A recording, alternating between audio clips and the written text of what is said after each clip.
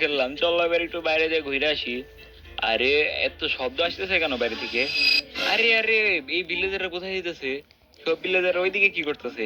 দাঁড়াও দাঁড়াও, একটা ভিলেজারের কাছে শুনি। আরে ভিলেজার ভাই, আরে আরে একটু দাঁড়াও দাঁড়াও। আরে তোমরা এত দৌড়াদৌড়ি করতেছো কেন? কোথায় যেতেছো? আরে ভাই, সামনে তো ঈদ, এই জন্য সবাই শপিং করতে যাইতেছে। শপিং? ও ভাই, আমি তো ভুইলাই গেছিলাম, সামনে তো কুরবানির ঈদ। আর এই কারণে সব ভিলেজাররা শপিং করতে মার্কেটে যাইতাছে ভাই। গাইস দেখো, সামনে ঈদ, তাই ভিলেজাররা এই ভিলেজটা কত সুন্দর করে সাজাইছে। লিটারালি দেখো, এখানে লাইট টাইট লাগাইছে, পুরো ভিলেজটাই কত সুন্দর করে ডেকোরেট করছে। আর ওইদিকে ভাই আমার বেশটা দেখো, দেখা একদম ভূতের বাড়ি মনে হইতেছে ভাই। আর ভাই সামনে তো কুরবানির ঈদ, আমাদের তো গরু কুরবানি দিতে হবে। বাট ভাই আমার কাছে তো টাকাই নাই, দাঁড়াও দেখি কয় টাকা আছে। লিটারেলি ভাই আমার কাছে 2 টাকার 3টা নোট আর 5 টাকার একটা নোট আছে। এই টাকায় তো ভাই গরু ছাড়ো কেউ আমাদের গরুর দড়িও দিবে না। ভাই দ্য ওয়ে গাইস, আমার মাথায় না একটা ক্রেজি আইডিয়া আসছে। দেখো গাইস, আমাদের এই ভিলেজে একটাও দোকান নাই। এই কারণে আমাদের ভিলেজের সব ভিলেজাররা যাইতেছে পাশের গ্রামে, ওইখানে মার্কেট থেকে শপিং করতে। তো গাইস, আমি যদি আমাদের ভিলেজে একটা দোকান চালু করে দিই, তাহলে সব ভিলেজাররা এই দোকান থেকে জিনিস কিনবে। ভাই অনেক ক্রেজি একটা আইডিয়া। চলো ভাই তাড়াতাড়ি আমরা দোকান শুরু করি। লিটারালি ভাই বড়লোক হয়ে যাবো আমরা এই দোকান থেকে।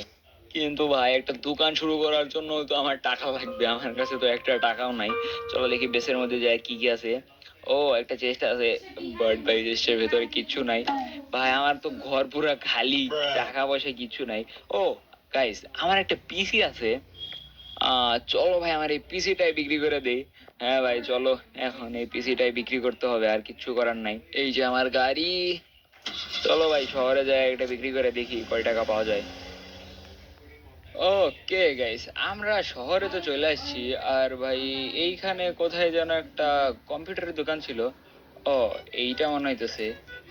হ্যাঁ ভাই এইটাই। চলো ভাই আমাদের ভাঙ্গা পিসিটা বেচা দেখি কত টাকা পাওয়া যায়। গাইস, আমরা লিটারালি আমাদের ওই পিসিটা বিক্রি করে 40,000 টাকা পাইছি। আমাদের পিসিটা 40,000 টাকার ছিল। এখন আমরা ফাইনালি আমাদের দোকানের জন্য কিছু জিনিসপত্র কিনতে পারবো। চলো ভাই আমরা কেনাকাটা শুরু করি। ওই ভাই ওই যে ওই পাঞ্জাবিটা দেন, তারপরে ওইখান থেকে কিছু আতশবাজি দেন, আর খাবার টাবার দেন। ওকে গাইস, আমাদের কেনাকাটা একদম শেষ। আমরা 40,000 টাকা নিয়ে এই দোকানে ঢুকছিলাম, এখন আমাদের কাছে মাত্র 13,000 টাকা রয়েছে। আর এই 13,000 টাকা দিয়ে আমাদের দোকান বানাইতে হবে।